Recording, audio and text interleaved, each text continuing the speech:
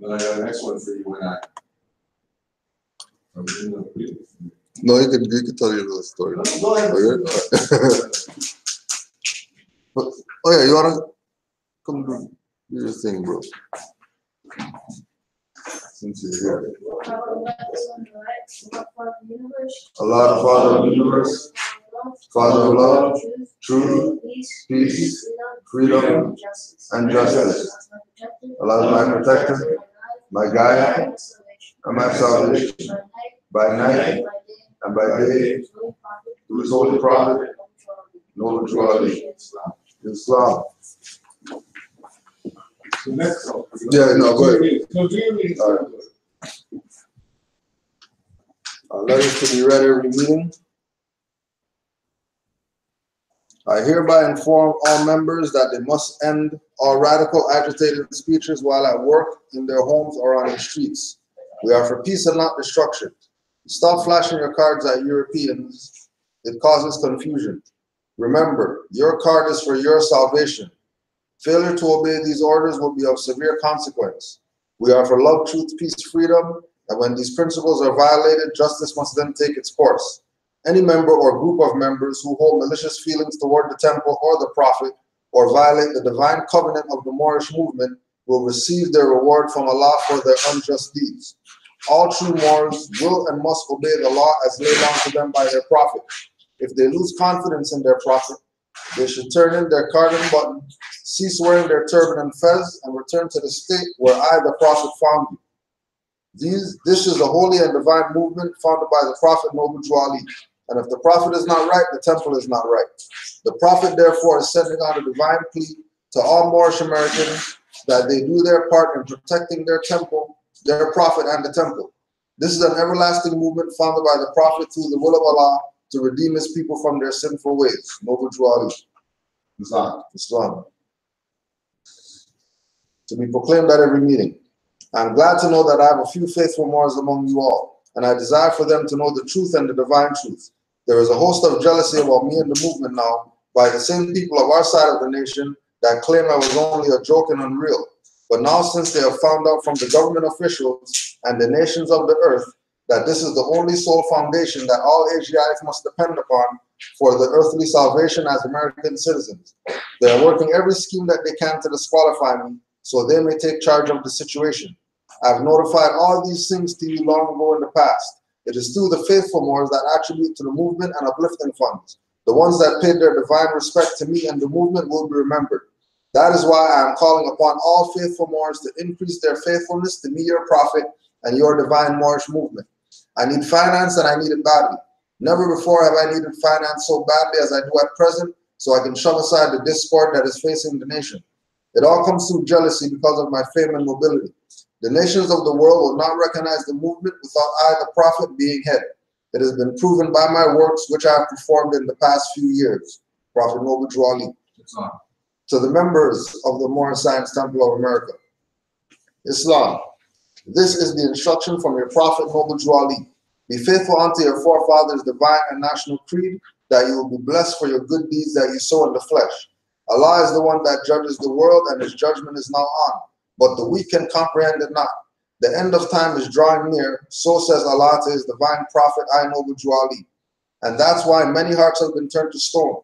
Many have eyes to see but cannot see, ears to hear but cannot hear, lest they will be confounded of their sins. These are trying hours now, dear Moors, and every evil spirit is moving, and they are trying every weak mind to overthrow and drag out the true foundation that has been laid, and to cause confusion in the minds of the ones that do believe. But if you have the true love of Allah and the spirit of your forefathers, you fear not what you hear or see, but will sacrifice the utmost of your very life to protect your movement and your prophet. Watch your enemies, dear Moors.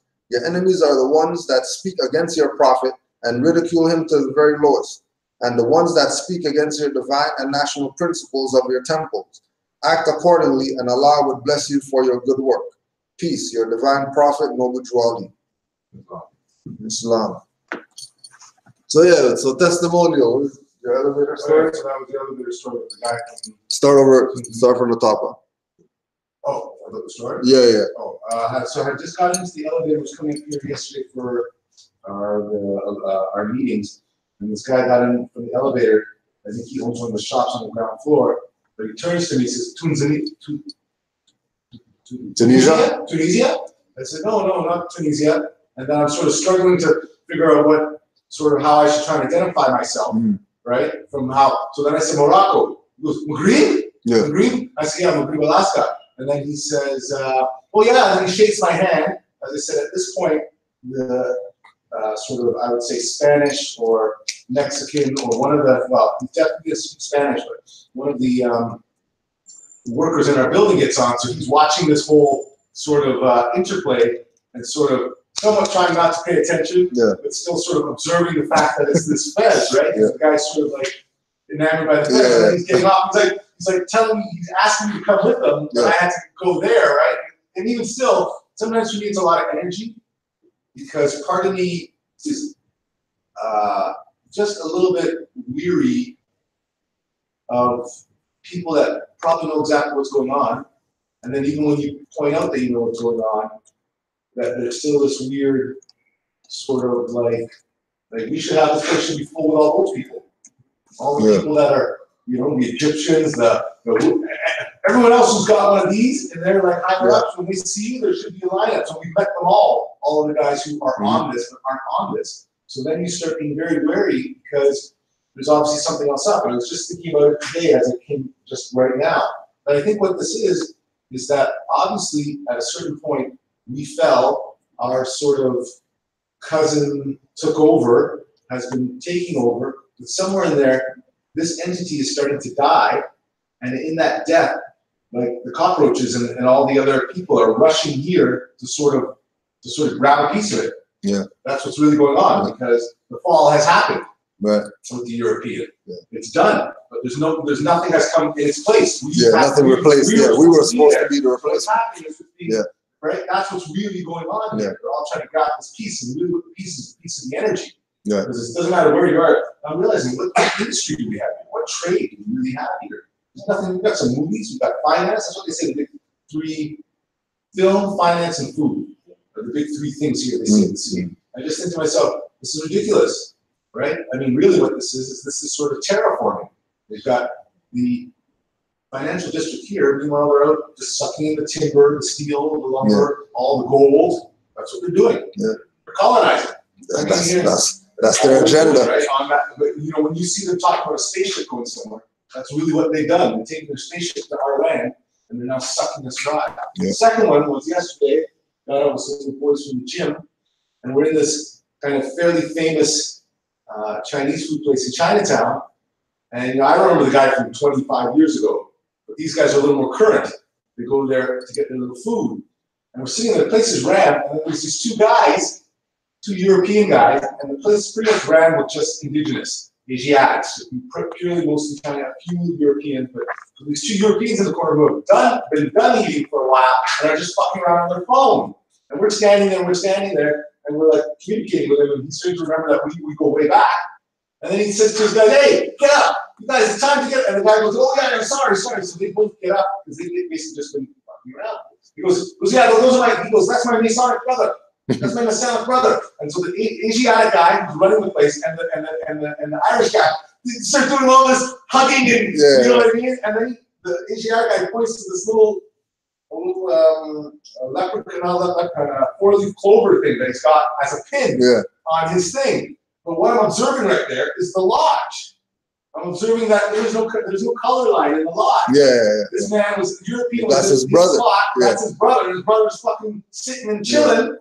Like they should, and then when it's all over, they're now coming up with it being Masonic. I was going to start trying to drop a little stuff, but I was with the other guys. But I said to them, "You see, masonry, what this? Because these are guys that have broken the knowledge down to, but are still, they get cloudy.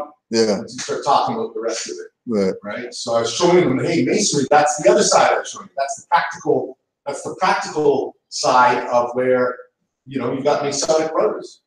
Europeans and Asiatics working together on the proper knowledge stuff, right? So, anyways, those are the two things that I heard or that I experienced in the last day, reminding me of how pervasive this is to everything and everyone.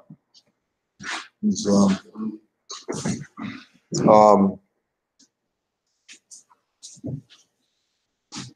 another thing, see people getting excited with the Pope kissing the feet of the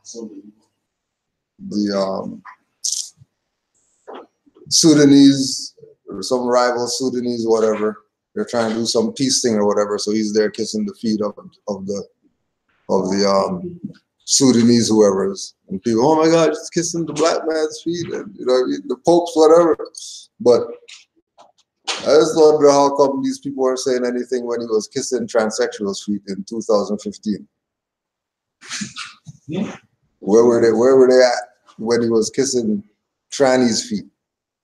So don't get caught up in these little, you know, Christian missionary tactics, make them look like they're holy or they're whatever, when they've been raping your people and siding with people who rape our people or whatever, under the guise of some religious whatever. Because it's crazy where they're going right now. And all of it's been revealed already with King Alfred. All those guys you saw up there getting their feet kissed, trust me, they weren't for their people or none of that. The guy's Pope kissing your feet. Especially knowing that the priesthood is dead and all of that.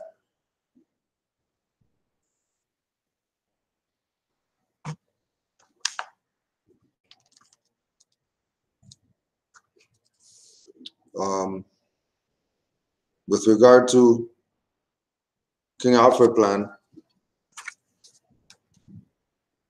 just that we know that all these agents' time is up. You can look up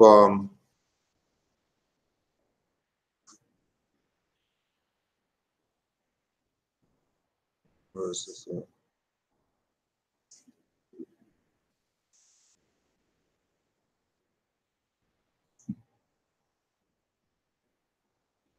The article's called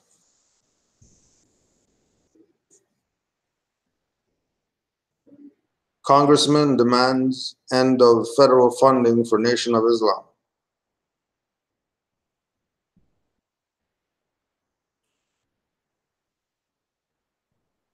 Vern Buchanan called on the Department of Justice to immediately halt federal funding to the Nation of Islam after the Washington Examiner first reported that the group has received hundreds of thousands of dollars from the government to teach religious studies programs to prison inmates. In a letter to the Justice Department obtained by the Washington Examiner, Buchanan called the report disturbing and said that the government's funding of an openly anti-Semitic black separatist group was downright immoral. As you may know, the Anti-Defamation League and the Southern Poverty Law Center have designated the Nation of Islam as a hate group for its racist and anti-Semitic beliefs. Buchanan wrote in the letter, according to Attorney General Matthew Whitaker, the federal government should not use taxpayer dollars to subsidize one of the most infamous hate groups in the United States. That's why I'm demanding your department immediately cease all contracts with the Nation of Islam and prohibit it from receiving any contracts in the future. Buchanan also asked the Department of Justice to undertake a full review of all ongoing and future contracts to ensure that the U.S. government is not financing domestic or foreign hate groups. The Nation of Islam, a black nationalist group run by Louis Farrakhan, preaches that white people are blue-eyed devils and Jews are the synagogue of Satan. Its leaders have received at least $364,000 in contracts and awards from the Department of Justice through the Bureau of Prisons between fiscal 2008 and fiscal 2019. The funding was designed to provide Nation of Islam religious services Nation of Islam Spiritual Guide Services, Nation of Islam Study Services, and other related programming led by the organization's leader according to Bureau of Prisons records. One of the organization's key texts, The Secret Relationship Between Blacks and Jews, claims that Jews were responsible for the transatlantic slave trade and rigged the world economy system to disenfranchise Black people. The Bureau of Prisons declined last month to provide any details about the contracts, including what year they began and what Nation of Islam reading materials were used for the program. Contracts are retained 6 months after final payment, so we are not able to provide details regarding the original contract on which the Nation of Islam began contracting with the Bureau of Prisons. The spokesperson cited a regulation that federal correctional institutions may contract with representatives of faith groups in the community to provide specific religious services which the chaplain cannot personally deliver due to ordinarily religious prescriptions or ecclesiastical constraints to which the chaplain adheres. The Nation of Islam declined to comment on the Washington Examiner last month. However, one of the group's leaders defended the federal funding in a subsequent blog post, calling it a great benefit and blessing to the American penal system.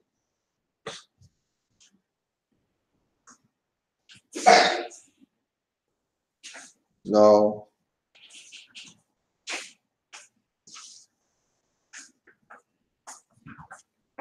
with regard to the aspect of the agents or the people who are or were initially against everything that Noble Drew Ali stood for. A lot of these people took a position that allowed them to receive certain benefits or whatever in order for them to be where they are right now.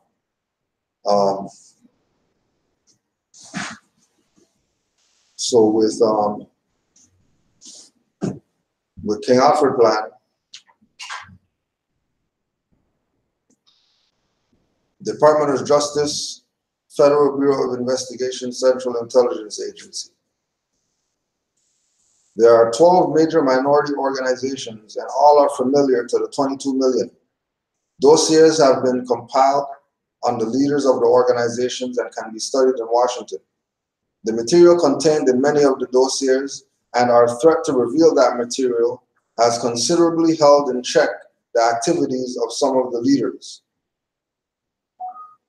And remember, this is 60s, so play, you know, them compiling the dossiers and whatever is the same stuff that they're doing with the music industry with 360 deals or whatever like that, and then telling people that, you know, now that they're on the contract, they can't, or they're, you know, they're limited more now under the whole, we want to be part of the establishment.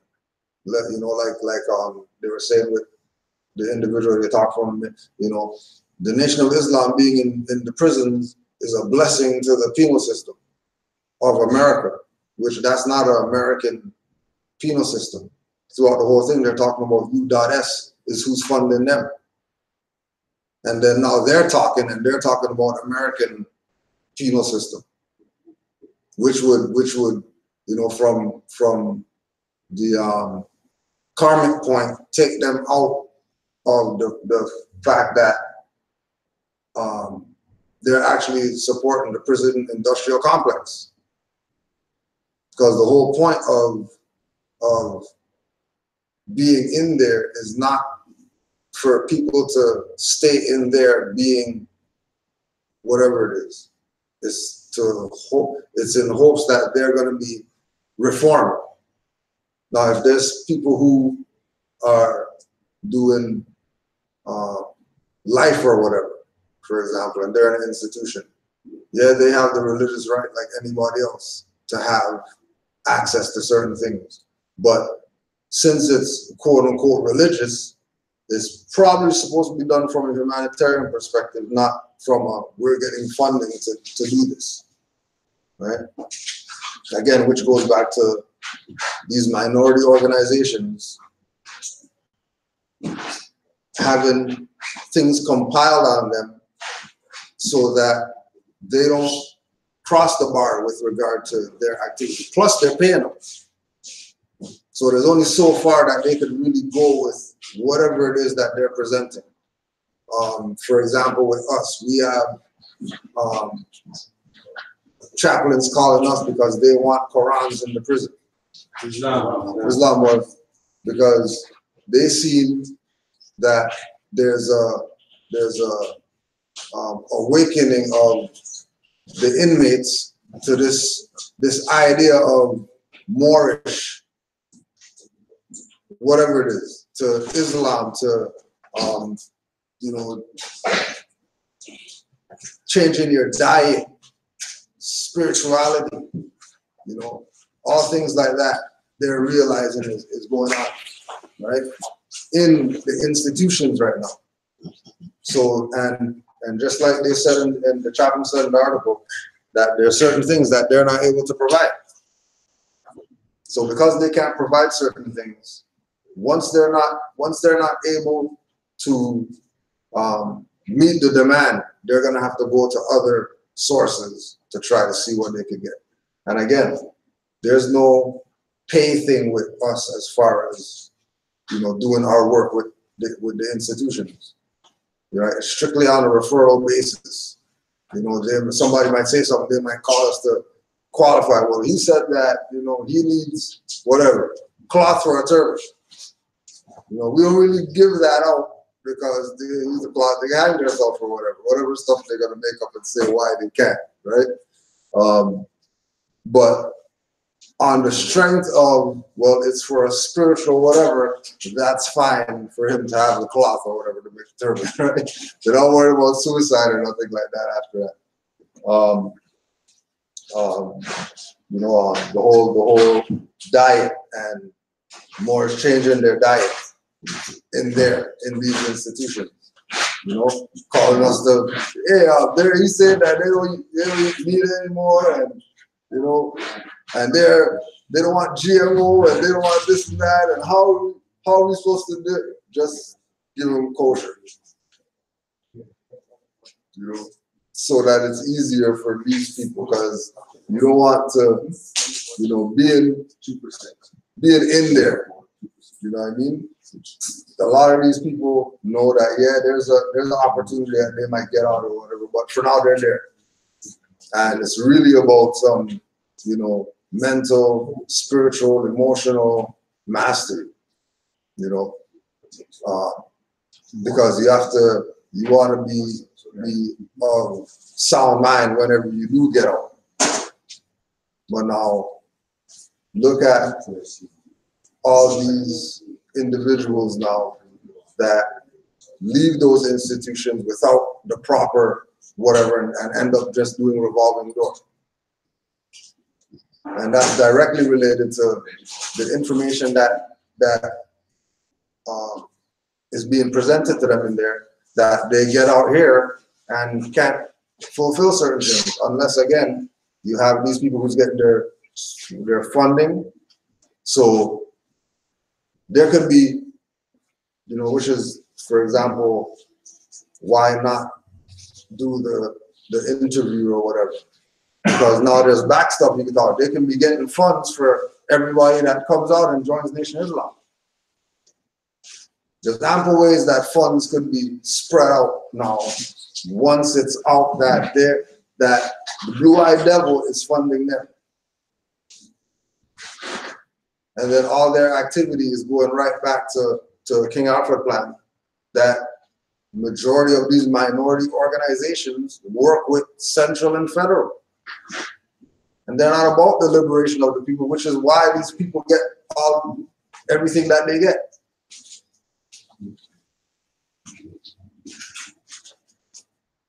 Leaders who do not have such usable material in their dossiers have been approached to take government posts, mostly as ambassadors and primarily in African countries.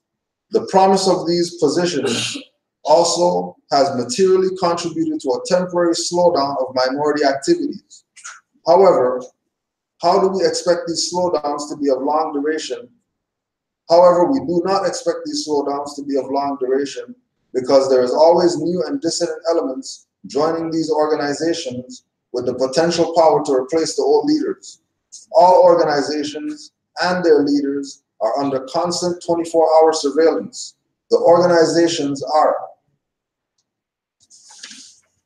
the Black Muslims, Student Nonviolent Coordinating Committee, Congress of Racial Equality, Uru Movement, Group on Advanced Leadership, Freedom Now Party, United Black Nationalists of America, the New Pan-African Movement, the National Urban League, the National Association for the Advancement of Colored People, Committee on Racial and Religious Progress.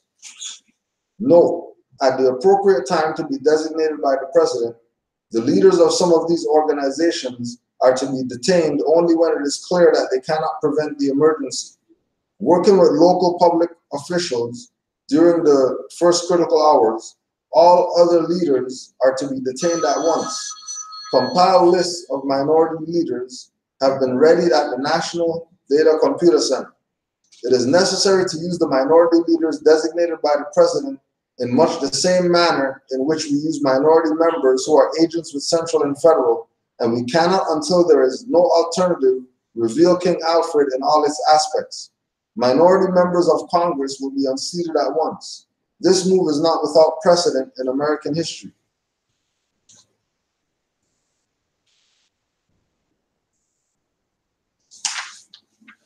Now,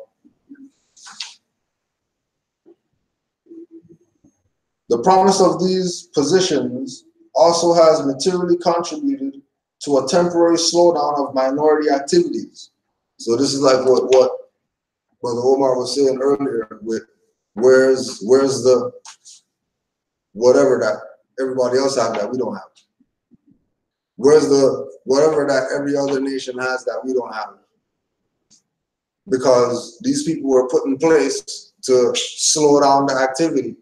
Because when you look at during the time of Harlem Renaissance, 1920s going up to 30s, we weren't in some nigger position or whatever. We were actually making progress. There was manufacturing companies and businesses and organizations, associations that were for our people, by our people, that were actually making some progress. And then we see Great Depression, Noble Drew Ali out of circulation, Marcus Garvey out of circulation, then all these other people start popping up that they have the whatever for the people that today, all those people are still around. You and I is not around. Morris Science Temple's around in whatever capacity it could be. And then everybody else, they're getting funding from U.S. to go in prisons. They're getting, some type of grant. They're getting some type of whatever that's not manifesting in the conditions changing, right? Like when they had, to help the Black community, whatever, gun violence, and they had all these different pop-up organizations pop up, youth, whatever, pop up. Yeah, we're gonna stop the violence and curb the whatever. Give out all these millions of dollars, and then enough people took the money and ran. And there are places today that used to have whatever that's not there anymore because once the funding got used up, then people didn't do anything because they weren't looking at it from a national perspective that if we get this funding, this has to assist us in making sure we keep going and eventually not even need any. And then that goes right in line with where they're talking there, back to Africa and all that stuff. And the European needs to give them something. All right, well, there's the something that you got. Wasted it, and then now they can't claim they didn't get reparations now. They can't claim that the blue-eyed devils didn't give them a handout to try to get things done. But the whole point of all these minority organizations is to keep the people minority. Wow. So if the people had any type of connection to, how important the nationality part of who we are is. They wouldn't be in the situations that they're in right now, where they've gotten all the finance and still have nothing. Like we used to, before, say, maybe like 2005 or so, we used to say about, with regard to all the funding or whatever, like, hit us off with a 500,000. Like, let us get $1 million. You guys giving these guys 5 million? That there's places we know that got 1 million, 5 million, whatever, from free money from quote unquote Canada corporations. That those stuff's not around right now. You have a selling point on the betting balls today. Right? That's why I'm looking at Sean. I was waiting for the 5 principles. Excuse me. Yeah. Right. So we're taking the position of, you know, opposed to others doing for us, we do for ourselves first. We put our activity toward us having something so that, like Drew Ali said, the young and unborn could have something. Us putting things in place so that we're not the ones that are directly benefiting from this, which is where a lot of people get lost with this, because they want to get out for their personal whatever they got, opposed to looking at it as this is broad, this is vast, this includes not just the individual, but it also includes people who maybe not even on this information, because they're the ones that, you know, when Drew Ali talk about, you know, they're trying all the weak minds. Those are the weak minds that they're trying. The people who don't know about their nationality and birthrights. The people who are absent of these teachings. That they have all the other teachings, but they don't have these teachings. And again, like we said, from after 1929 is when you saw the influx of all these people claiming now that they're for the liberation of the people. But then we have King Alfred plan in the 60s, letting you know all the organizations that sold out. And of all of them that are here, only thing that's left is NAACP, right? That we know about, that we hear about still, and their names circulating. NAACP and the Black Muslims still around today. And these were some of the first infiltrated organizations that once these people started getting wind of, you know, these people really have no leader right now, because we took out everybody who they considered would be a credible leader. Then they can put their puppets out there, and then their puppets will do what they're supposed to do. And the one that we talk about all the time are the Black Muslims. And this idea of them having some foundation in 1930, when that's not their origin. Their origin was with us. And the only reason they have everything that they have today is because they stepped away from being us and doing what we do. The only reason they have, you know, the ability to get funding to do a jail program, they're getting funding to go into the prison, is because they stepped away from us. But they used everything from us to gain their momentum. Yeah, on to that with the whole BARCON thing. I was watching the video last night with the European brother.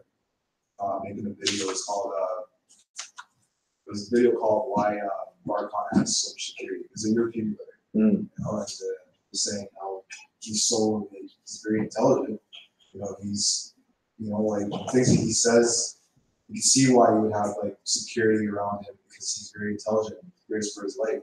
I stopped to think, I'm like, what do you mean he fears for his life? If he's telling the truth, why is truth and security? Right. So it is touching right there. Isn't it not that?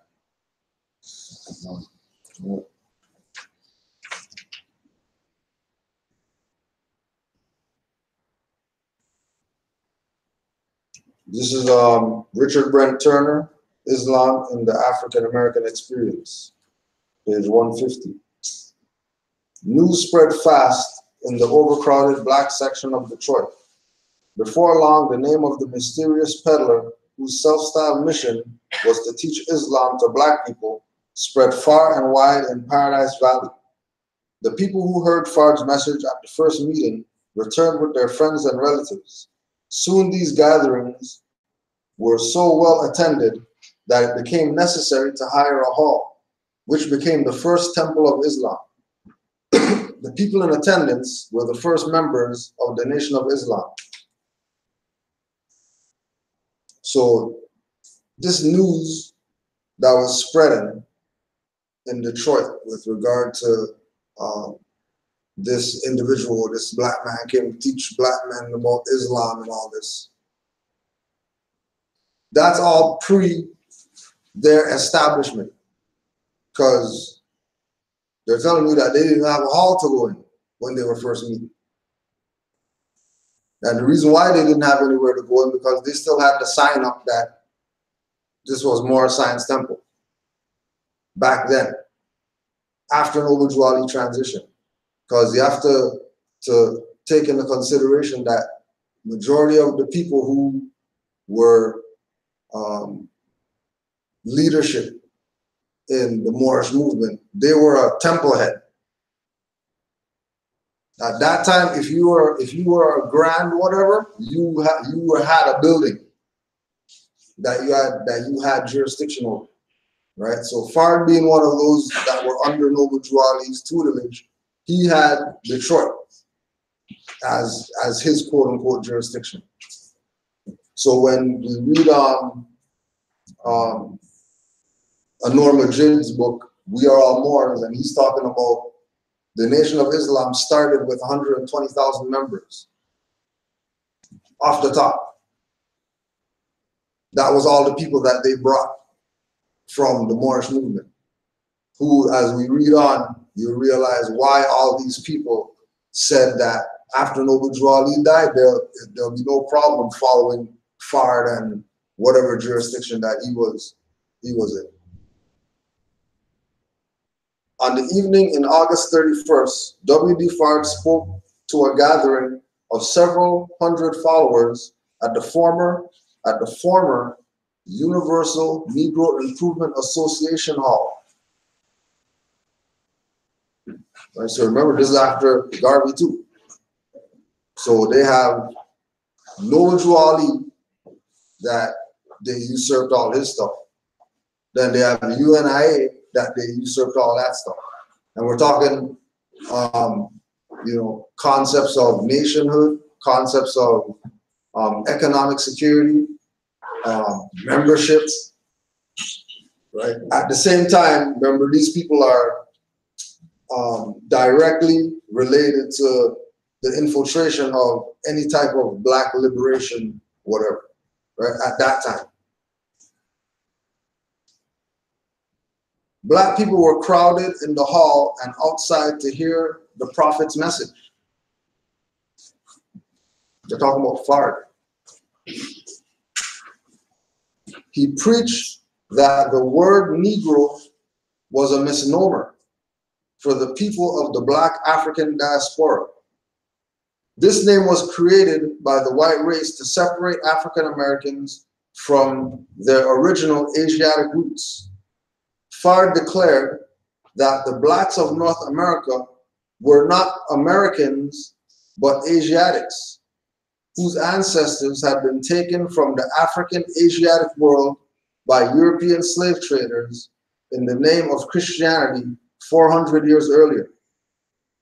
His personality captured the imagination of his audience as he continued to tell them about their quote-unquote real name, history, and destiny. According to his captivating story, Black Americans were the lost found members of the tribe of Shabazz. The Black men in North America, this is quote, the Black men in North America are not Negroes, but members of the lost tribe of Shabazz, stolen by traders from the holy city of Mecca 379 years ago. The prophet came to America to find and bring back to life his long-lost brethren from whom the Caucasians had taken away their language, their nation, and their religion. Here in America, they were living other than themselves. They must learn that they are the original people, noblest of the nations of the earth. The Caucasians are the colored people, since they lost their original color.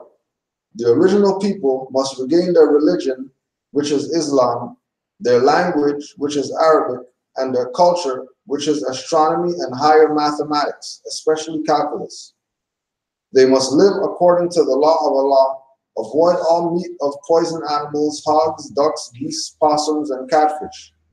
They must give up completely the use of stimulants, especially liquor.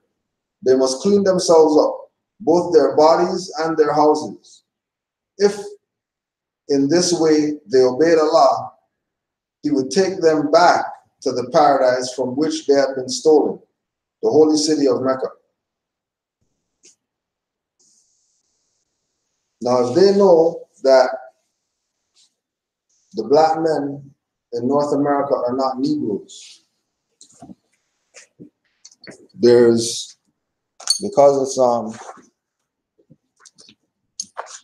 it's April 14th, we'll put this one out. The source, papersofAbrahamLincoln.org. And this is relative to the William Dungy versus Joseph Spencer case. So when we hear so-called Black leaders or whatever make or express the position that they know our people are not Negroes, right? They know that our people are not that. They know that the Europeans, the colored people, they know that our people aren't Negroes, and they're talking about we're Asiatics and making these reference points. The William Dungy and Joseph Spencer case squares that up. August 1851, William Dungy, a dark-skinned young man of Portuguese descent, married Joseph Spencer's sister. A family quarrel ensued, which became so bitter that in January 1855, Spencer claimed throughout the community that his brother-in-law, Black Bill, was a Negro. Since 1819, Illinois laws permitted quasi-slavery and restricted the immigration of free Blacks into the state. As other northern states passed personal liberty laws granting additional rights to free Blacks, Illinois toughened the stance against them. The 1848 Illinois Constitution required the General Assembly to pass such laws as will effectively prohibit free persons of color from immigrating to and settling in this state. Those prohibitions were passed as the Black Laws and went into force on February 12th, 1853, the future emancipator's 44th birthday. William Dungy faced losing not only his reputation, but his marriage, property, and right to remain in Illinois. Section 10 of the 1853 law stated that every person who shall have 1/4 Negro blood shall be deemed a mulatto. William Dungy retained Abraham Lincoln to quash the possibility that he might be judged a Negro and therefore suffer the severe penalties under the 1853 Act. Lincoln filed his declaration charging Joseph Spencer with slander on April 17, 1855, and sought $1,000 in damages.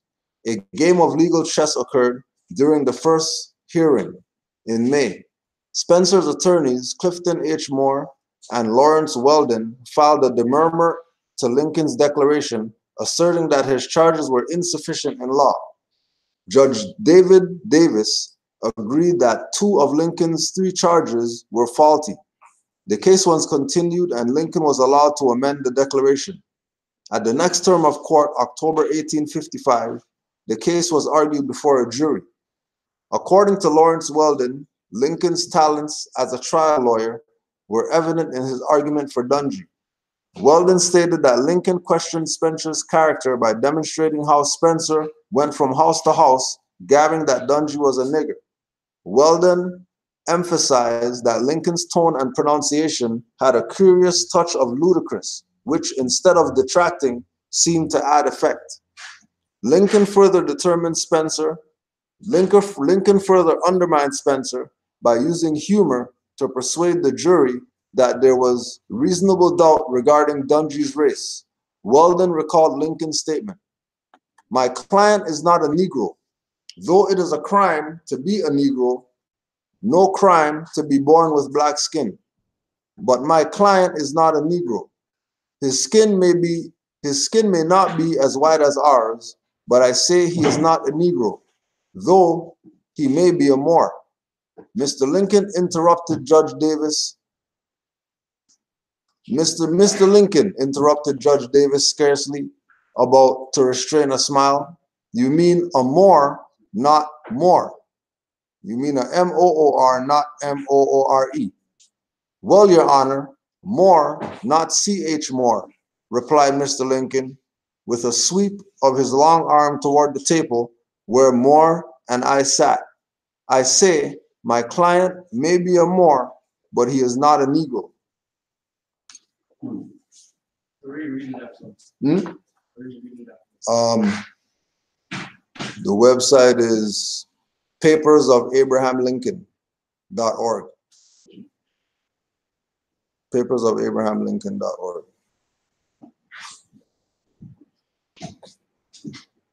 But you still have the blacks and the white thing, you know? Yeah, yeah. But he's saying he's not Negro. But he's saying that he's not Negro, which again goes to him saying that ultimately that he's not black. Yeah. If you're not Negro, you can't be black and then not be a Negro. Right? Right? If you're a Negro, then you're black. If you're not Negro, then you obviously have some type of connection to some type of culture, and you shouldn't be under these certain acts. So is this author of the book is who? Is it a book? No, it's just a website. Okay. It's a website. Papers of Abraham Lincoln. So what the story is there was some sale of Abraham Lincoln stuff, and there was these papers in there, and then these papers had different cases that he was fighting, stuff that he wrote, personal notes or whatever like that, was stuff that they found in this bunch of papers from Abraham Lincoln's possession.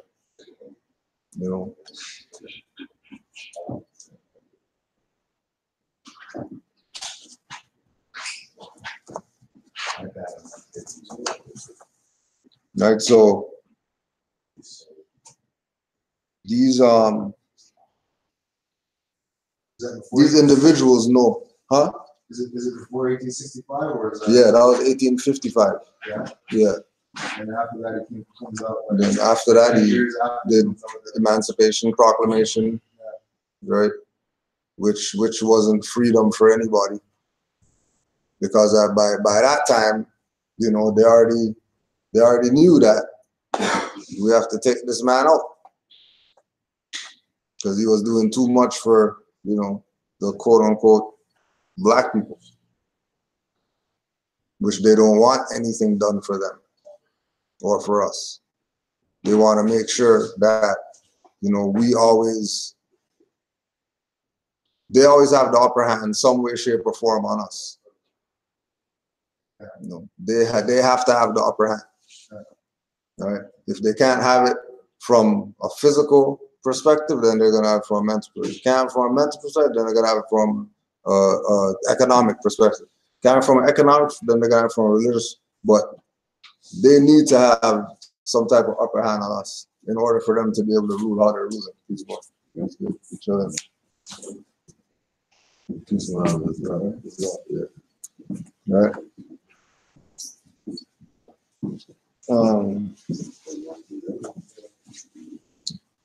Preliminary memo, Department of Defense. This memo is being submitted in lieu of a full report from the Joint Chiefs of Staff. The report is now in preparation. There will be many cities where the minority will be able to put into the street a superior number of people with a desperate and dangerous will. He will be a formidable enemy, for he is bound to the continent by heritage and knows that political asylum will not be available to him in other countries. The greatest concentration of the minority is in the Deep South, the Eastern Seaboard, the Great Lakes region, and the West Coast. We are confident that the minority could hold any city it took for only a few hours. The lack of weapons, facilities, logistics, all put the minority at a final disadvantage. Since the Korean War, this department has shifted minority members of armed forces to areas where combat is not likely to occur, with the aim of eliminating through combat as many combat-trained minority servicemen as possible. So that's the get our people out the way tactic again, have them join one of these brigades. That's gonna have them not where the real war is when war kicks off. We're gonna have them in some other jurisdiction where they're not even supposed to be at, probably more than likely killing their brothers over there. But then they get back here with all this training that they got, whatever like that, and they can't even do anything with their people because their people are so lost.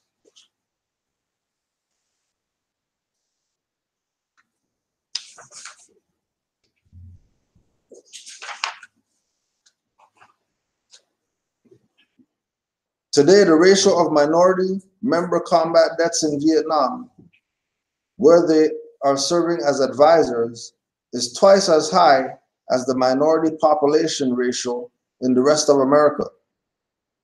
Below is the timetable for King Alfred, as tentatively suggested by the Joint Chiefs of Staff, who recommend that the operation be made over a period of 8 hours.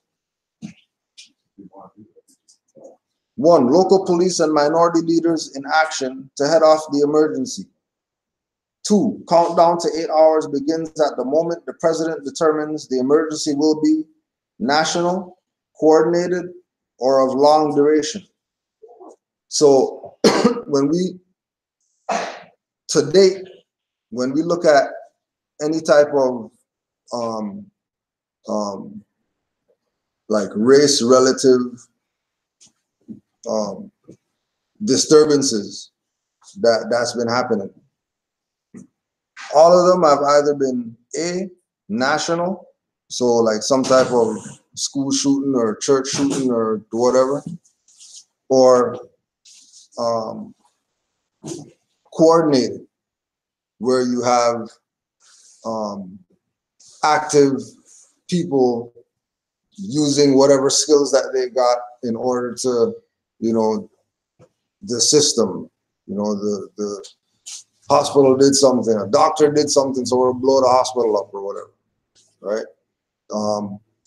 Attacking in a way that would keep the people as far as that that idea, because they have to have everybody under the jurisdiction of minority in order to do whatever it is that they're doing. There can't be people with national mindsets that they're trying these stuff on. So as long as they get, this is why with King Alfred Plan it included 4 whites in it, Because once you start grouping everybody into this minority jurisdiction, now they can claim wardship over the people. Because it's not going to be just, oh, the black guys or just the whoever's or just, it's going to be everybody getting it. Which again goes back to the thing with the article that you brought up with the Chinese saying he's a Sikh, but he didn't abandon his birthright to be a Sikh. He's still who he is. He's still tied to his nation, even though he's practicing another faith that's not directly related to his land of origin. Whereas with our people, faiths have to be created for them, or or ideals, or historical context. Everything has to be made up for our people to be able to have something.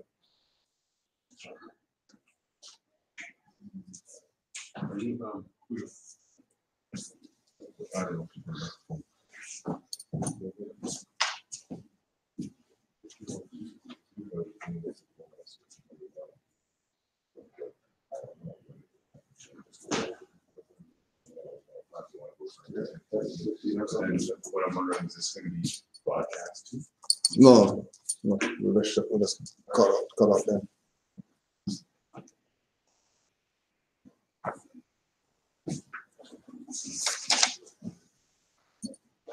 8th hour of long duration. 7th hour, county police join local police. 6th hour, state police join county and local forces. 5th hour, federal marshals join state, county, and local forces. 4th hour, National Guards federalized, held in readiness.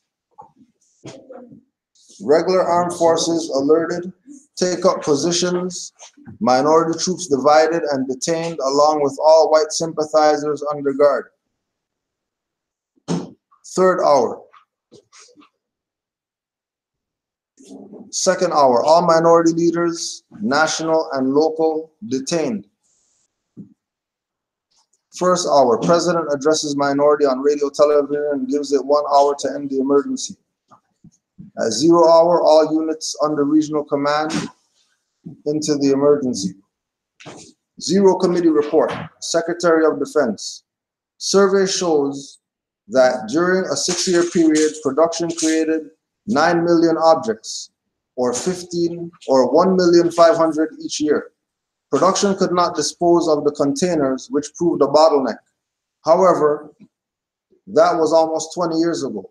We suggest that vaporization techniques be employed to overcome the production problems inherent in King Alfred.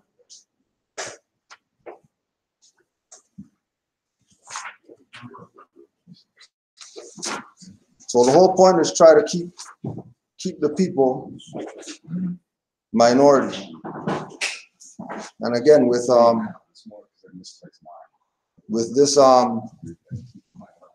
this idea of the minority, this is their security. It is patently impossible to discuss social engineering or the automation of a society, i.e. the engineering of social automation systems on a national or worldwide scale without implying extensive objectives of social control and destruction of human life, i.e. slavery and genocide. This manual in itself, an analog declaration of intent. Such a writing must be secured from public scrutiny. Otherwise, it may be recognized as a technical formal declaration of domestic war. This manual is in itself an analog declaration of intent. Such a writing must be secured from public scrutiny. Otherwise, it may be recognized as a technically formal declaration of domestic war. Furthermore, whenever any person or group of persons in a position of great power and without the full knowledge and consent of the public uses such knowledge and methodology for economic conquest, it must be understood that a state of domestic warfare exists between said person or group of persons and the public. Right? Whenever any person or group of persons in a position of great power and without the full knowledge and consent of the public uses such knowledge and methodology for economic conquest, it must be understood that a state of domestic warfare exists. So all these package seller people, they're creating a state of warfare. And then that's played out. And when you look at how they dealt with consular court people, and then all these other Moors out here doing stuff that they're labeling as anti-government and labeling as criminal activity and all this stuff, when all that stuff is relative to birthrights and have nothing to do with anything criminal whatsoever or anything anti-government. But again, if the individuals themselves are not governing according to the principles and according to what the Prophet brought and according to, you know, what the law was laid down for them to follow to be better, then the worst is yet to come, because obviously they're not being better. The solution of today's problems requires an approach which ruthlessly candid, with no agonizing over religious, moral, or cultural values. You have qualified for this project because of your ability to look at human society with cold objectivity, and yet analyze and discuss your observations and conclusions with others of similar intellectual capacity without a loss of discretion or humility. Such virtues are exercised in your own best interests. Do not deviate from them.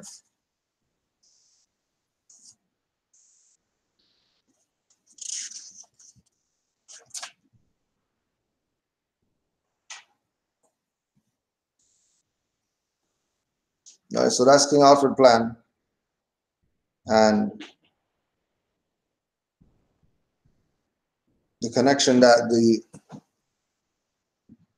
so-called Negro minority leaders or whoever else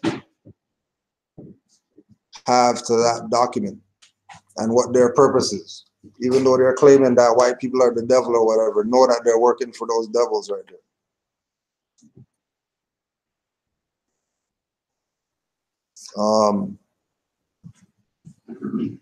There was, I think, a couple email questions. Anybody have any questions or comments?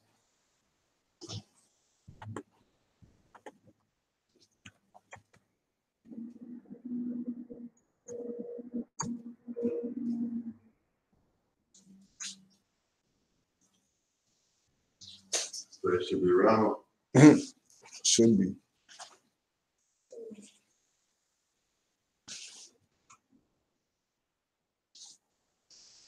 You know how it goes with the leading the horse to water.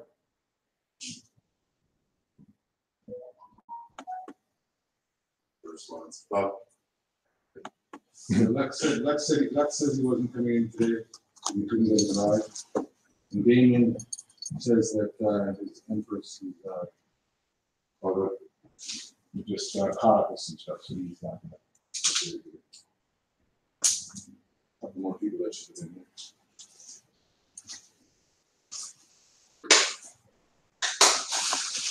All right, so one question we got. Well, we'll talk about it in a second because we're still live. Were there any questions online now?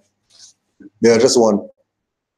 So we'll just deal with that and then we'll close out. Peace and love for all of what you do for our Moorish American family. A mother who sent off my name correction proclamation writs to RV Bay last month received my sealed writs from them yesterday, and I'm so happy at the point of tears. I've done some studying and I still need to do some more. My question is, please tell me where to point me in the direction for the 7 locations I need to send copies of my writs to. I asked, okay, so that first part. So in the jurisdictions where there's state republics, the jurisdictions that recognize constitutional law and have oaths and uphold their constitutional obligations. From what we see, those are the places that you would only need to send to 7 locations because they have certain obligations. But when majority of people are in these jurisdictions where it's corporate, you know, from every level. So because of the corporate activity and the assumption of jurisdiction always against our people, you want to let them know that you're not Negro. You want to let them know you're not black. You want to let them know that you're not their ward. You're not their property. So whoever that is in your exercising of your life that you think needs to be put on notice should be put on notice. Because again, those are your proclamation papers. So, you know, being that that's your property and that property is relative to your existence and your identity. And we know that, you know, if we have these papers or we have this card or whatever, we know that we weren't born with this. We should probably let people know that we're taking a certain position so they don't assume a position for you, which is what they would do most of the time, right? You know, like Brother Key was saying, when you hear, if you hear them, you know, you having some issue, and then you hear them start talking about Mr. Bay, could you whatever? When you know that everything that you're dealing with is some straw name, but they're starting to call you by Bay and all that, you know that they're recognizing something. They're seeing you making a transition. They're seeing you not forcing yourself to be the subject or the ward that they automatically expect our people to be at all times when they deal with us, right? At all times, they want us to be looked at from the perspective of they have something on us, right? And when we present what we have on them, they want to be in denial of what it is that we're presenting. So, peace more. So we find it we find it if you know, and again, those are specific to Moors who go that route as far as their, you know, claiming that they're Moor. There's Moors who they don't even have cards or papers and they're exercising as Moors. You know, there's Moors who only have nationality card. There's Moors who, you know, they went to every municipal corporate policy jurisdiction and put something in their hand, the superintendent, so they know. And since I'm going to be around this area, let me just let you know that I'm going to be here. And they've gotten stopped and had, you know, conversations that relate back to, oh yeah, you went and gave your stuff to whoever. Okay, fine, we'll call them. They call and it's verified, right? So with regard to the 7 locations, look at it from the perspective of who are you dealing with? You know, just like with nationality card, there's some people you just wouldn't show it to because they don't need to say it to do whatever it is you're requesting of them. They don't need ID as proof per se. Just like with people, how they act with the social. You don't have to give it. They could ask for it, but you don't have to give it. And then the social people tell you you don't have to give it. But then the work people are saying, well, if you don't give it, then we're not gonna whatever. But the social people who gave it said don't give it. And they're adamant about that. Don't give it out. Don't give out the social number to anybody. They're gonna take it and they're gonna ruin your life and all that stuff. Oh yeah, I remember that. First thing they tell you, don't give it out. You know what I mean? All right. So us looking at it, at our things in that perspective, you know, that, you know, not, you know, you got to be obligated to even have a conversation with me in the status that I'm in now.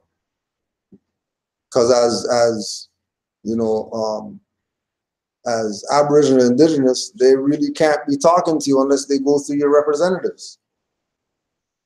They can't just deal with you because they want to.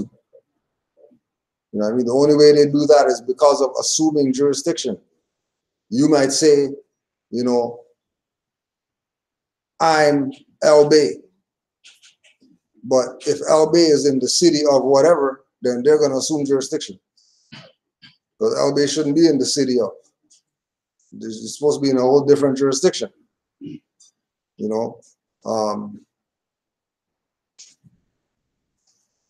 They try to pull a contract. We were talking with Amor yesterday that, you know, you're going to say, you know, well, the contract's void because, you know, it's a legal contract and there's only one signature on it and da, da, da, da, da. But with all the fraud of the contract, it's based on you reserving your rights to be able to call the fraud. If your rights not reserved, you can't call anything. You're just disgruntled because you got played into doing a contract with somebody. And then because you're played, you know, you feeling ways about it. It is what it is. You know what I mean? Ignorance of the law is no excuse. We were ignorant at the time. Now that we have knowledge, we move forward, dealing with things differently. Right? I asked around and have been told that there are 5 and 9 locations which I need to do this. RV Bay site said 7. I would like a definite answer if possible so that I will be correct. One more said to only send to where I think is most important place, but I'm not sure of. Another even told me to go to the clerk of the courts and change the birth certificate and social security number. I know for sure that's incorrect.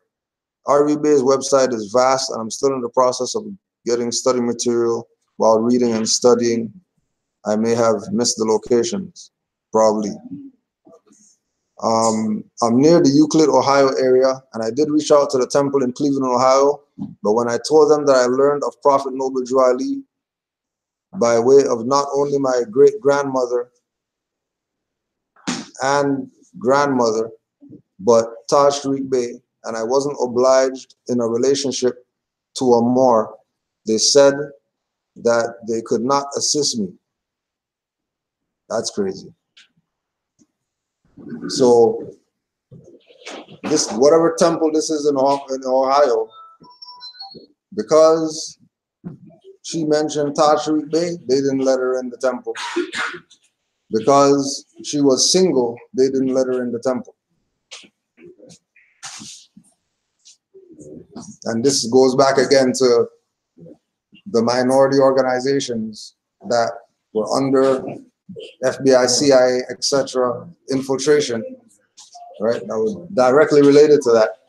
That, you know, have these people with these certain powers that they could talk crazy like that, deny people the right to information that wasn't the individual who's in the temple now, right? This is something that pre this individual,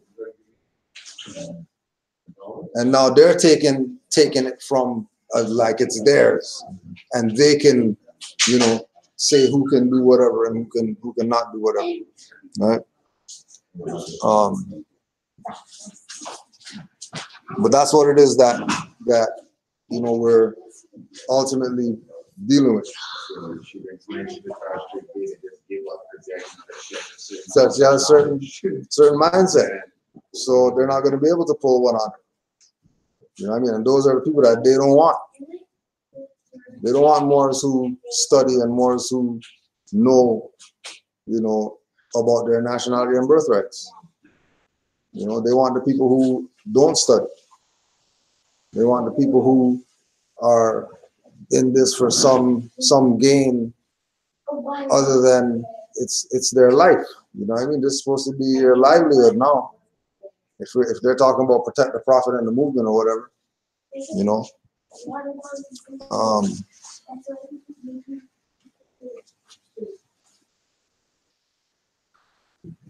it is extremely important to me that I do whatever I can to uplift fallen humanity, and also wanted to join the temple. So again, there's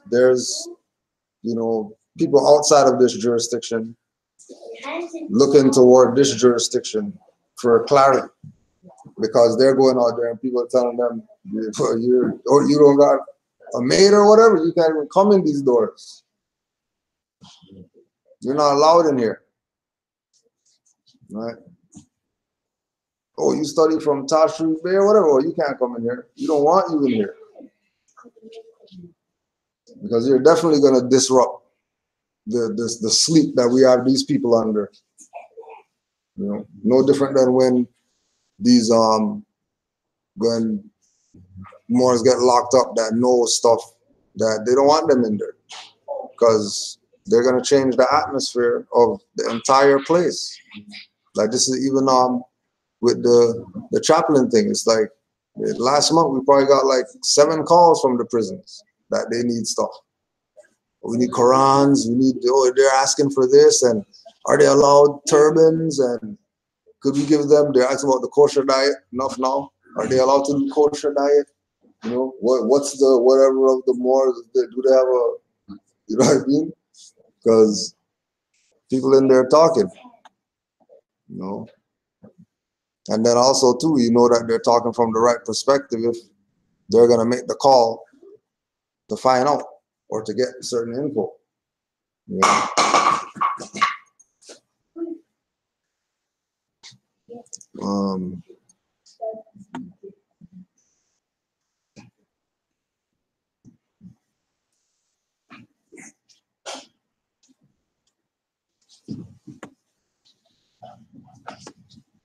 Another reminder for the 27th, when we do our community cleanup. Right now, any civic center, any City of Toronto recreation centers, or pizza stores are giving out bags, recycling bags, I think gloves or something. So we're gonna definitely try pick up some stuff. But if you ever pass by any of those places, any civic center, pizza, or City of Toronto, you can just let them know you're part of the City of Toronto cleanup initiative, and they give free bags and all that.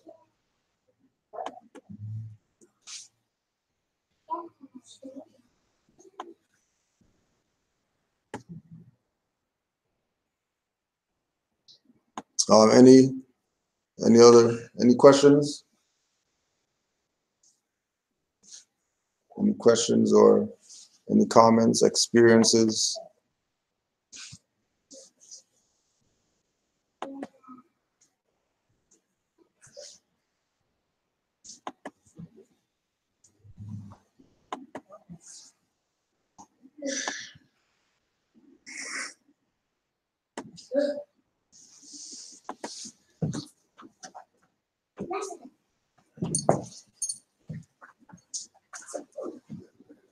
My statement is like, I want to have a good idea of what nationalizing does to the corporate economy.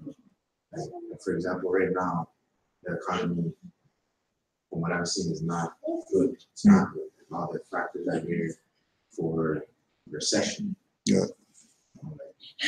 And where we're at is housing is like 80% of our economy. Yeah. I mean, building houses stimulates our economy, and we get almost 80% from that. So nobody's buying houses anymore, nobody's moving here, and people are waking up and nationalizing all these this work, the whole economy is going to change like drastically. Yeah, but that's their hope is that the people stay ignorant, because that's also keeping it going. Because being that they're not de jure government, and they're dealing with wards, that's free labor, which is going to keep the stuff going because they don't have to pay anybody. You know what I mean? Everybody's pretty much working for free if they're just getting fiat or whatever, right? There's no kickback for them as far as the employee. Like you might have been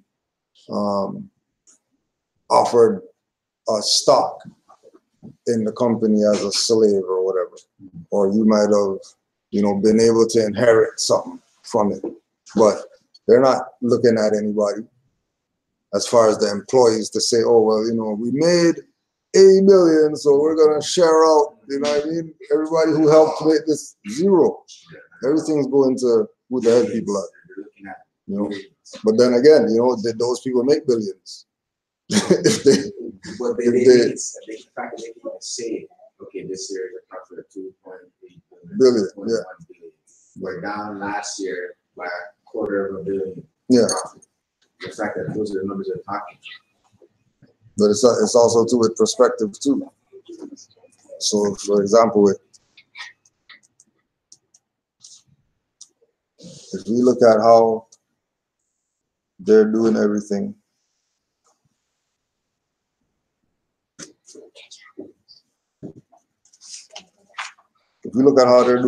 like this, energy is recognized as the key to all activity on Earth. Natural science is the study of the sources and control of natural energy, and social science, theoretically expressed as economics, is the study of the sources and control of social energy. Both are bookkeeping systems. Whether dealing with natural resources or natural science or social science, it's really a bookkeeping.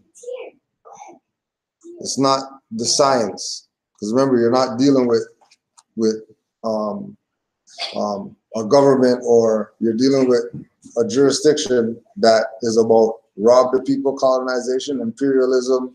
That's all they're about. That's the energy that they're moving on. People are thinking that's government and that's whatever, when they're moving on imperialism, colonization. They've settled.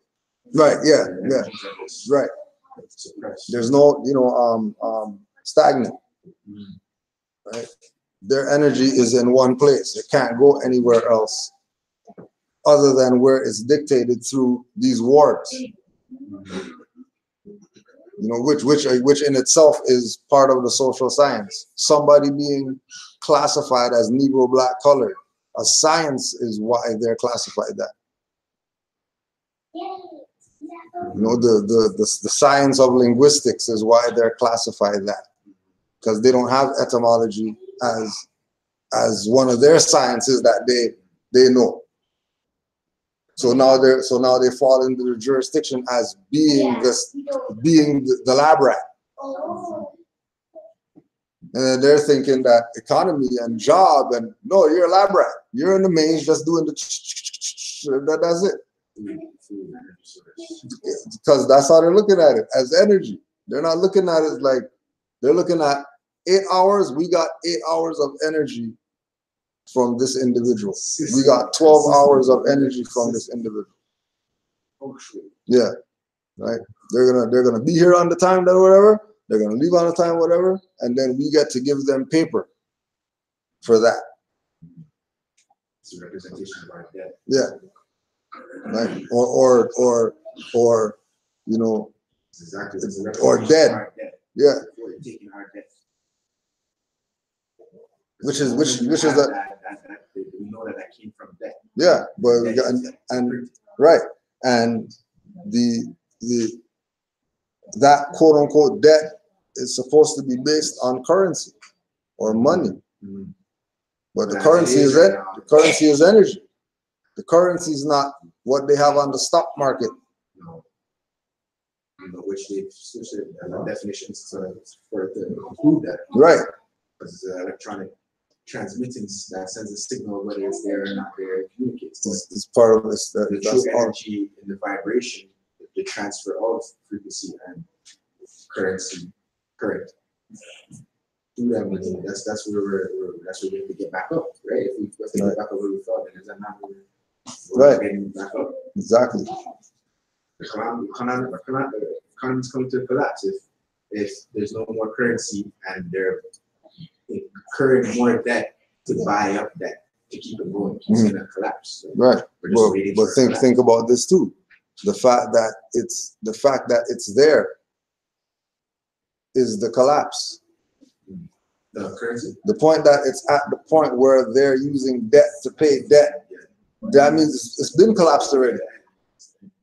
Yeah, so we, just like you're saying, we've been in a stagnant pool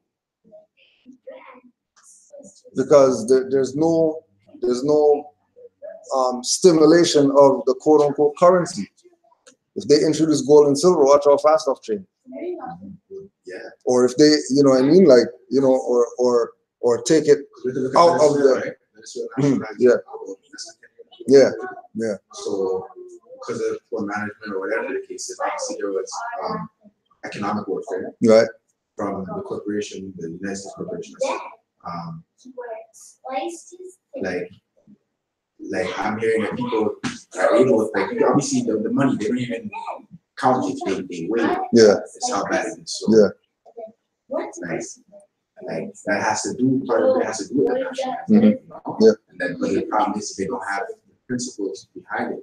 Like, they just have the idea of have our own, be our own. But then if you have, you know, for example, U.S in there to the point where they can take out people and put in people in power and stuff like that, then it's not really that, you know, the people are left to deal with it on their own anyways. You know what I mean? Because it's not really sovereign like that. Because if U.S. hands are still in it to that level, that they can say, oh yeah, you guys are gonna try to put something. No, we have somebody who we're gonna put in or whatever. And then they actually get the guy out that the people put in there and then put in their guy. You know? All science is merely a means to an end. The means is knowledge, the end is control. Beyond this only remains who will be the beneficiary. In 1954, this was the issues of primary concern. Although the so-called moral issues were raised in view of law of natural selection, it was agreed that a nation or world of people who will not use their intelligence are no better than animals who do not have intelligence. Such a people are beasts of burden and stakes on the table by choice and consent. Consequently, in the interest of the future world peace and tranquility, it was decided to privately wage a quiet war against the American public with an ultimate objective of permanently shifting the natural and social energy, wealth of the undisciplined and irresponsible many into the hands of the self-disciplined and responsible worthy few.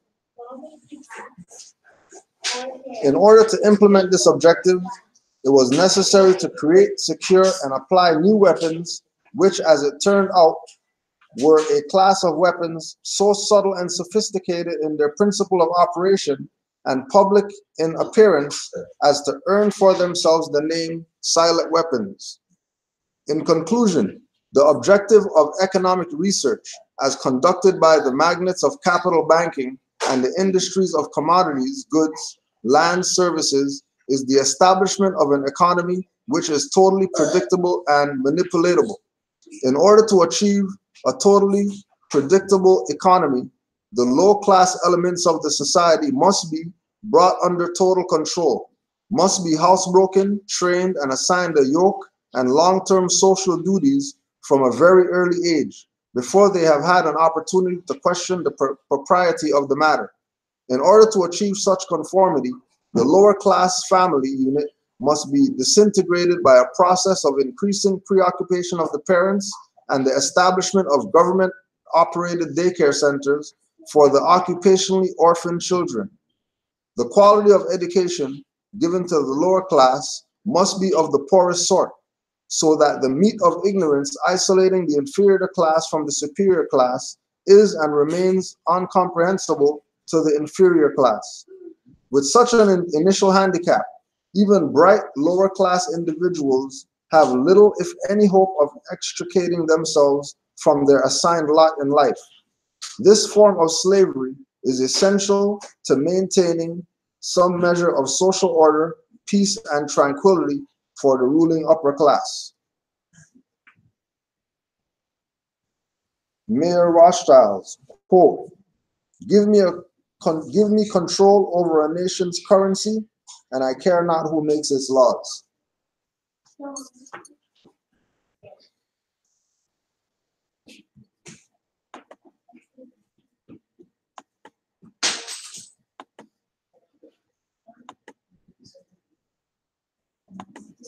Islam, Morris. So many.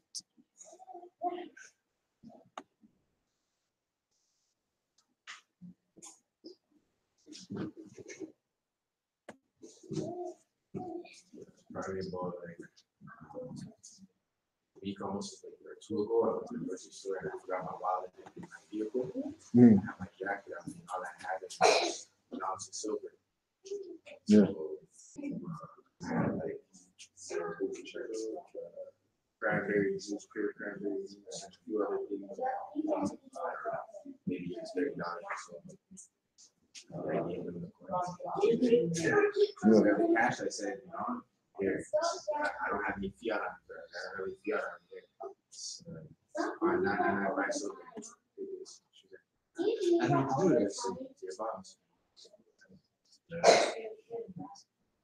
told myself, you know what, I shouldn't have to feel bad. Like, in reality, yeah, I shouldn't have to be paying second year pay actually. It's not the fiat that I'm giving them. Yeah.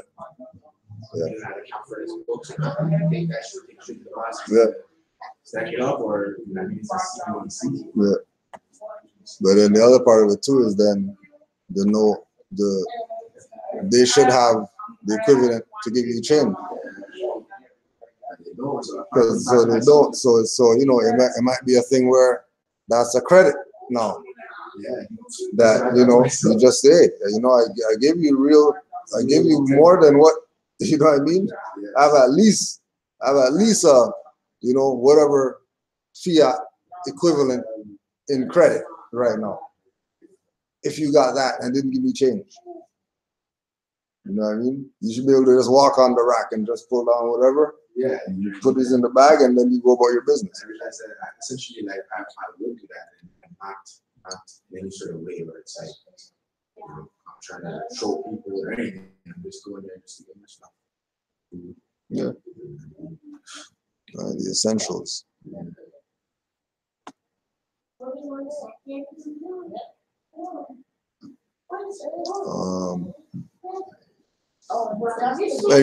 Any other questions? Anything else on the mind?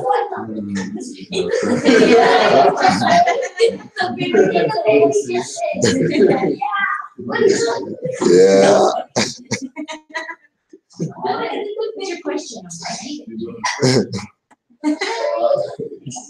Oh, the real one.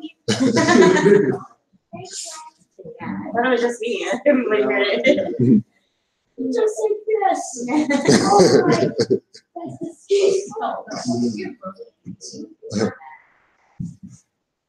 Islam, Morris. So you ready to close us out?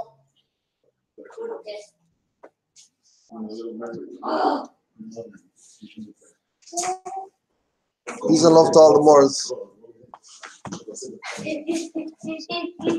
What? 150? Was that just Law of Father of the universe. Allah, Father of the universe, Father of love, truth, peace, freedom, and justice. Allah is my protector, my guide, and my salvation. By night and by day, to his holy prophet, noble Raleigh. Ah, shit, Islam. Thanks, bro. We're still here. We're still here.